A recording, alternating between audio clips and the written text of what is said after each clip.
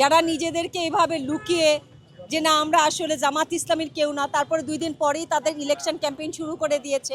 আমরা আসলে না ওদের কাছ থেকে কিছু আশাই করি নাই। আমরা কখনোই আশা করি নাই যে এইভাবে তারা এই ধরনের বক্তব্যের পরে পাশে দাঁড়াবে। তাই হয়েছে।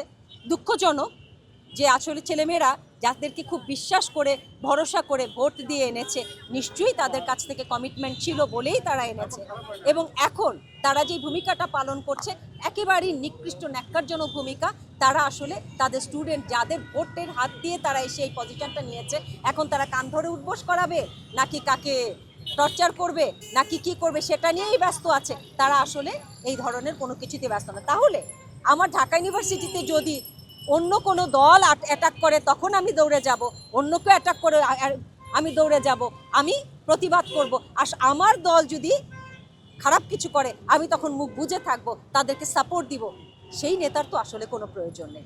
এমন নেতৃত্ব দেশে দরকার, ঢাকা ইউনিভার্সিটিতে দরকার, সব জায়গায় দরকার।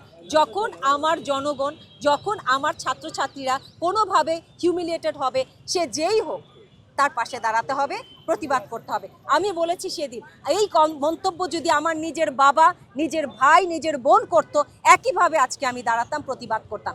সেই ভয়েসটা সাদিক কায়েমদের কোথায়? সেটা নাই কেন? তাদের স্টুডেন্টদের ব্যাপারে তারা এখন এসে দাঁড়ায়নি কেন?